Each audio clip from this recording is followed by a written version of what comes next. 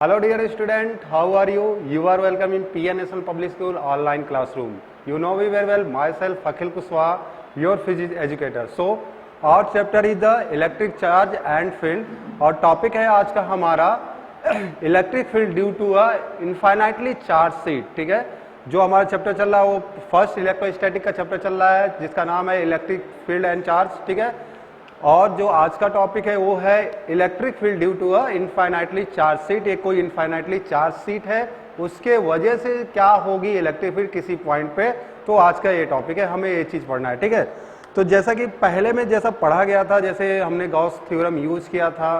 ठीक है, वहां पर हमने क्या किया, इलेक्ट्रिक फील्ड का जो फार्मूला वो यूज नहीं किए थे पॉइंट चार्ज के लिए. ठीक है, तो सेम टू सेम प्रोसेस भी इसके लिए भी यूज किया जाएगा. ठीक है, चलिए देखते हैं. तो आज की जो टॉपिक है वो है electric field due to infinitely charge sheet. ठीक है ना, आज का जो टॉपिक है वो है electric field due to infinitely charge sheet. तो कोई एक इनफाइनाइटली चार्ज शीट है, तो इसके लिए हमको क्या करना पड़ेगा, एक इनफाइनाइटली चार्ज शीट को कंसीडर करना पड़ेगा. चलिए कंसीडर करते हैं. ये कोई चार्ज शीट है, देखो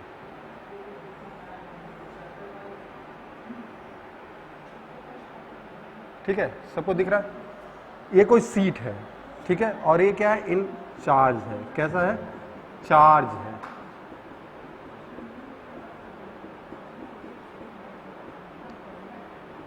क्लियर है, मतलब देखो यही वो सीट है, मैं दिखा रहा हूं मैं, जैसे कि ये कोई सीट है और वो क्या है, इनफाइनाइटली चार्ज है. ये पूरा सीट क्या है, इनफाइनाइटली चार्ज है. और हमको कोई एक पॉइंट लेना है, ये पॉइंट P, मान लीजिए ये पॉइंट P है जो कि इस सीट से कितना है, r डिस्टेंस पर है. वहां पर हमको क्या करना है, इलेक्ट्रिक फील्ड कैलकुलेट करना है. क्या करना है, इलेक्ट्रिक फील्ड कैलकुलेट करना है. तो सेम चीज हम क्या करेंगे, electric field E equal to K Q upon R square का फार्मूला हम यूज नहीं कर पाएंगे. ठीक है ना, क्यों, क्योंकि चार्ज का जो डिस्ट्रीब्यूशन है ओवर इनफाइनाइटली है, और ये फार्मूला तब यूज हो जाए जहां एक पॉइंट पर क्या होता है, चार्ज होता है. ठीक है, तो इसके लिए एक टर्म यूज करेंगे, क्या, एरिया चार्ज डिस्ट्रीब्यूशन या फिर surface charge distribution. Surface charge density क्या होता है, सिग्मा इक्वल टू क्यू अपान ए, यही होता है. ठीक है ना, तो क्यू इक्वल टू क्या हो जाएगा, सिग्मा इंटू ए. इस चीज को आप लोग क्या करिएगा, तैयार रखिएगा. ठीक है ना, ये जो रिजल्ट है हम लास्ट में यूज करेंगे गॉस थ्योरम में. ठीक है ना, इसी को जब सॉल्व करते समय गॉस थ्योरम यूज किया जाएगा, तो इस रिजल्ट को हम लोग क्या करेंगे, यूज करेंगे वहां पे. ठीक है, चलिए इतनी बात समझ में आई, फिर आगे चलते हैं. देखिए अब ये चार्ज शीट है, एक इनफाइनाइटली चार्ज शीट है, तो हम क्या करेंगे, इस पर एक गॉसियन सरफेस कंसीडर करेंगे. ठीक है ना, और गॉसियन सरफेस कैसा होगा, तो इस बार भी जो हम गॉसियन सरफेस कंसीडर करेंगे उसका जो शेप होगा वो सिलिंड्रिकल ही होगा. कैसे, देखिए ये मैं मिटा देता हूं. ठीक है, या फिर देखो यहां,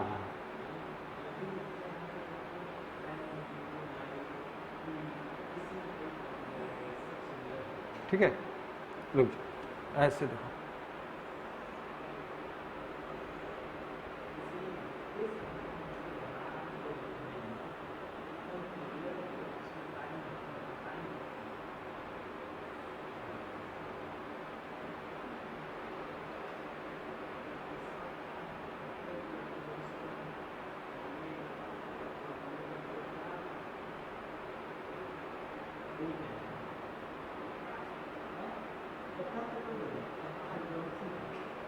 ठीक है ना.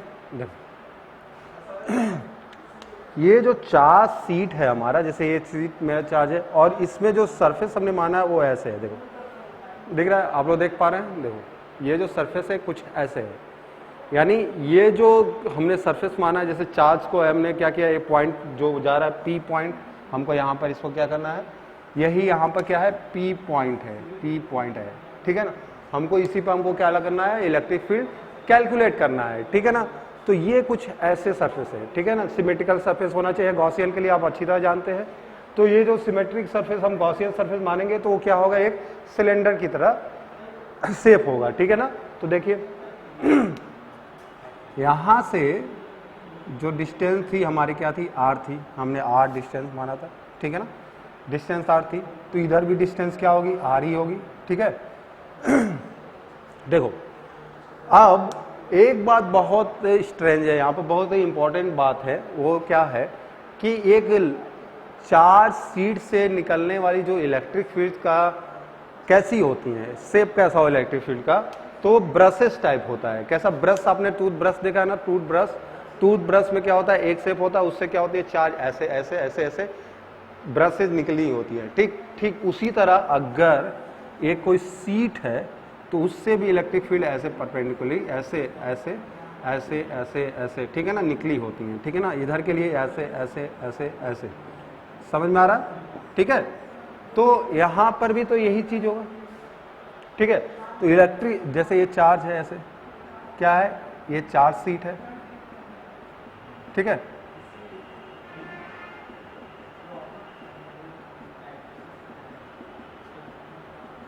ओके, क्या है, चार्ज सीट है। और इलेक्ट्रिक फील्ड का डायरेक्शन कैसा होगा, देखो इलेक्ट्रिक फील्ड जो होगा वो ऐसे होगा, ऐसे ऐसे ऐसे, ठीक है।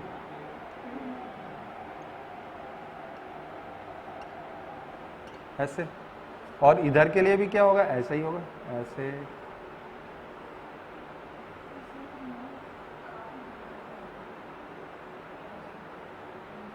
ठीक है। ये क्या है, इलेक्ट्रिक फील्ड ऐसे होगी, किसके वजह से होगी, चार्ज सीट के वजह से, ठीक है। अब देखो यहां पर जो एरियल है, ठीक है ना, एरिया, हम जो एरिया लेंगे उसका एरिया वेक्टर कैसा होगा, इसी डायरेक्शन में होगा, डी ए होगा कि नहीं, एक छोटा सा एरिया वेक्टर डी ए होगा ना। तो इलेक्ट्रिक फ्लक्स की वैल्यू क्या हो जाएगी, close integral E dot D A की वैल्यू क्या हो जाएगी, ठीक है ना। तो अब यहां पर हमको क्या करना पड़ेगा, सरफेस देखना पड़ेगा, ठीक है ना। तो चलो इतना नोट करो, फिर मैं फिगर हटाता हूं, फिर दूसरे जगह बताता हूं। इस फिगर को ध्यान से देखिए, ठीक है। और फिर मैं इसी फिगर का एक छोटा सा और फिगर बनाऊंगा इधर, ताकि सारी चीजें क्या हो जाए, आपको क्लियर हो जाए, ठीक है ना। चलो अब हमको क्या करना है, इलेक्ट्रिक फ्लक्सेस यानी नेट फ्लक्स को क्या करना है, कैलकुलेट करना है, ठीक है। अब देखो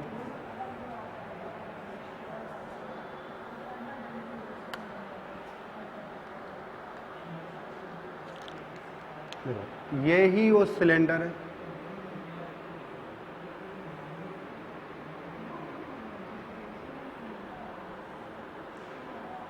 ठीक है, और ये वो चार्ज सीट है,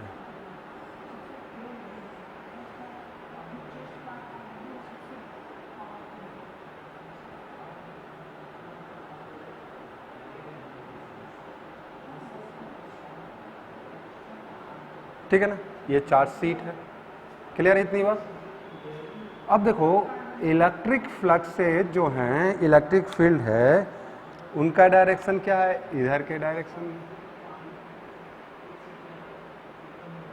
ठीक है ना, ई है, ठीक है। तो इससे भी तो जाएगी ई ऐसे ही,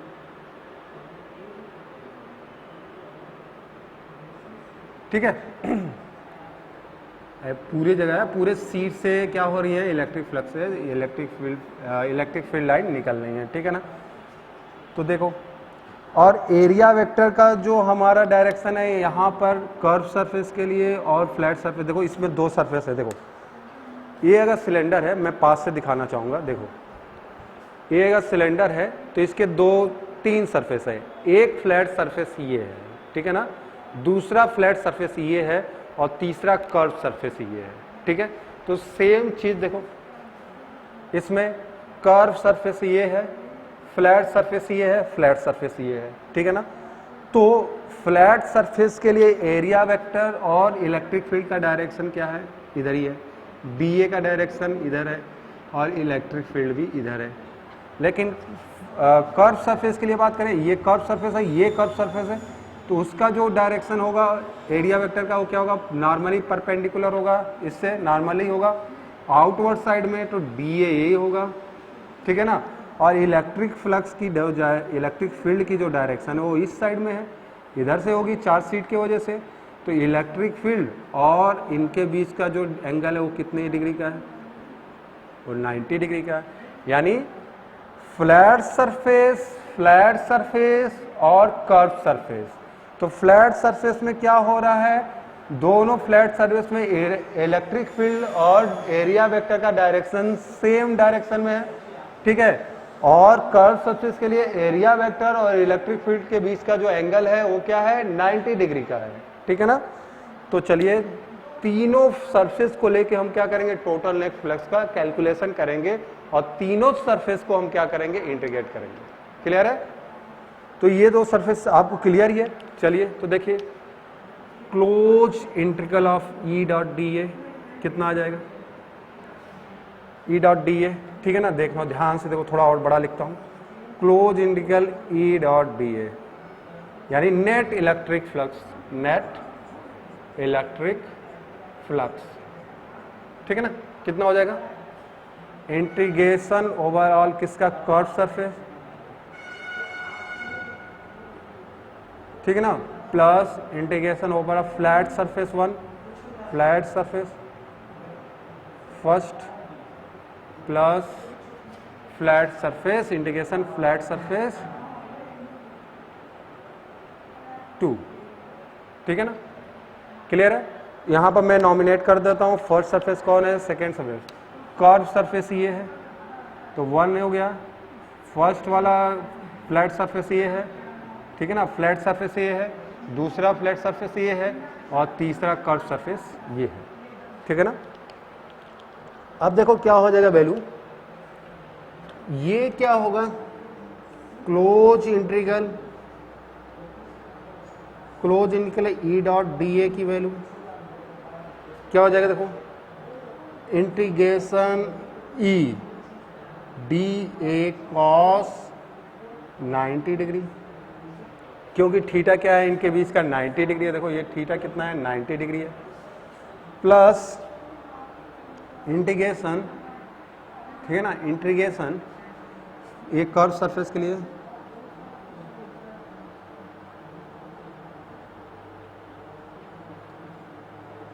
ठीक है ना, ये आपके flat surface first EDA cos 0 degree, और उसके बाद फिर से प्लस इंटीग्रेशन, ऐसे नहीं लिखा जा सकता है तो ये हटा देता हूं मैं थोड़ा, ठीक है ना, देखो प्लस इंटीग्रेशन, ठीक है ना, फ्लैट सरफेस 2, ठीक है ना, दूसरा फ्लैट सरफेस इधर है, उसके लिए जो EDA यानी इन दोनों के बीच का एंगल क्या है, कॉस थीटा 0 डिग्री है, 0 डिग्री। क्लियर है इतनी बात, ठीक है। चलो आगे, अब क्या करेंगे, अब कैलकुलेशन करेंगे आगे का। तो मैं थोड़ा झुक जाता हूं, क्लोज इंटीग्रल EDA की जो वैल्यू मिलेगी वो बराबर मिलेगी E dot DA cos 90 degree, यानी ये 0 हो जाएगा, प्लस ये मिलेगा EA प्लस EA, ठीक है ना। इंटीग्रेशन आता है ना सभी को, E क्या है, सिमेट्री है, सब जगह क्या है, सेम रहेगा इसके लिए, गॉसियन सरफेस के लिए, ठीक है। तो E क्या होगा, बाहर हो जाएगा, और DA का जो मतलब इंटीग्रेशन होगा क्या होगा, A होगा, और इसमें भी वही चीज होगा, A होगा। तो EA प्लस EA, और ये क्या हो जाएगा, cos 90 की वजह से 0 हो जाएगा, क्योंकि cos 90 का वैल्यू क्या होता है, 0 होता है। यहाँ cos 0 डिग्री का वैल्यू क्या होता है, 1 होता है, ठीक है ना। अब देखो ये जो हमको इंटीग्रेशन मिला, integration of close integral DA equal to EA plus EA 2EA, कितना मिला, 2EA, ठीक है। क्लियर है इतनी बात। अब आप देखो जगह बहुत कम है, क्या किया जाए, ठीक है ना, जगह बहुत कम है, इसी में काम चलाना है, इसलिए लिखना पड़ रहा है, ठीक है ना। देखो close integral E dot D A equal to हमको मिला 2EA, ठीक है। अब नाउ, ठीक है ना, सरफेस चार्ज डेंसिटी, चार्ज याद है ना, मैंने कहा था पहले क्या हो जाएगा, sigma equal to Q upon A, this implies that Q equal to sigma A। Clear है इतनी बात, ठीक है।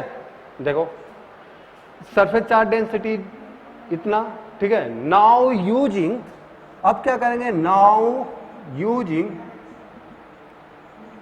गॉस थ्योरम,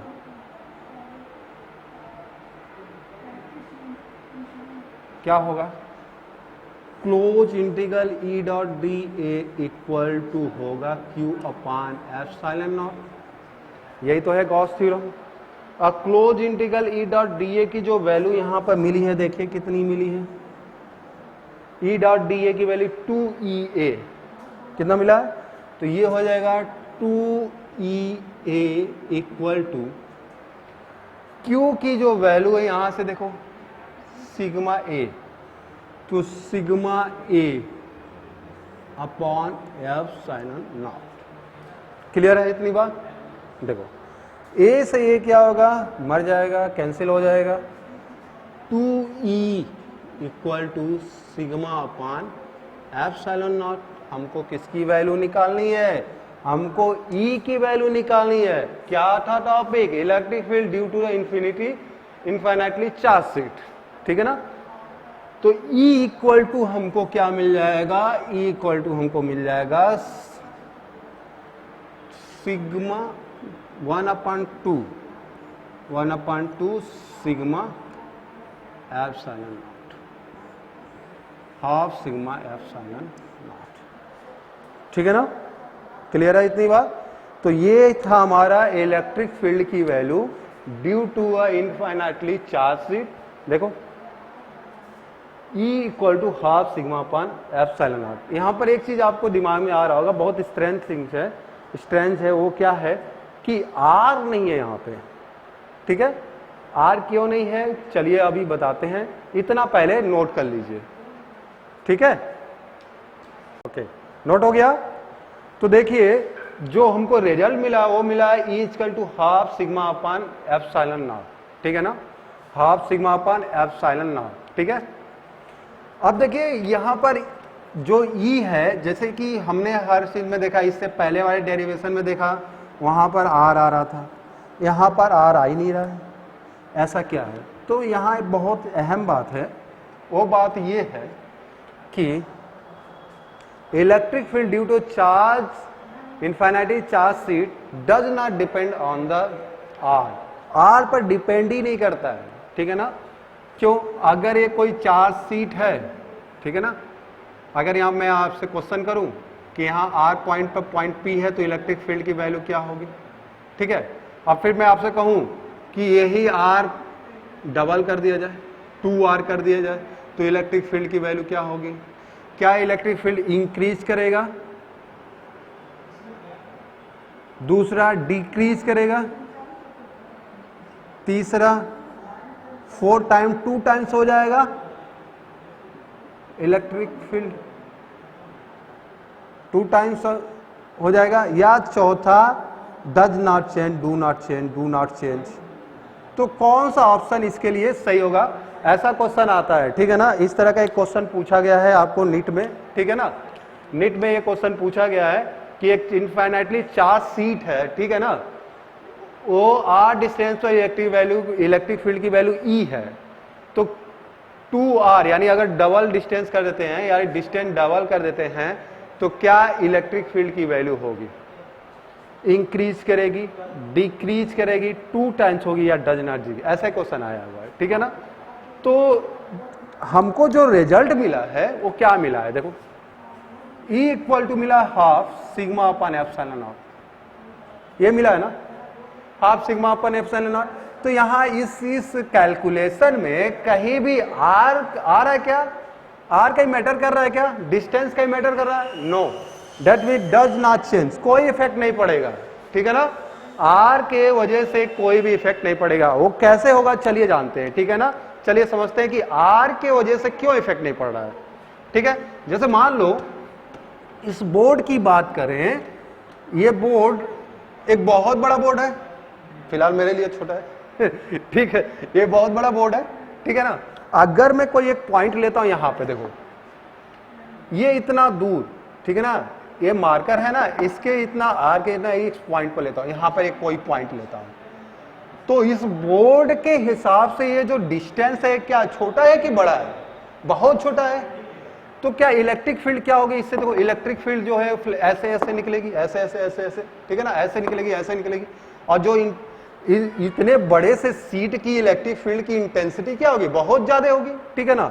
हमने एक छोटा सा पॉइंट लिया छोटे से डिस्टेंस पे, तो क्या कोई फर्क पड़ेगा, नहीं पड़ेगा, इसके डिस्टेंस से कोई फर्क नहीं पड़ेगा। इसलिए जो हमें रिजल्ट मिला है वो E = 1/2 sigma upon epsilon not, जहां पर R डजंट मैटर, R क्या करता है, डू नॉट मैटर, कोई मैटर नहीं रखता है, ठीक है ना।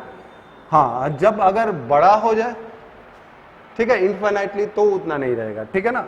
तो जब आप छोटे से डिस्टेंस को लेते हैं एक बड़े से सीट के लिए, तो वहां मैटर नहीं करता है, इसलिए इलेक्ट्रिक फील्ड की वैल्यू कोई इफेक्ट नहीं करेगी, ठीक है।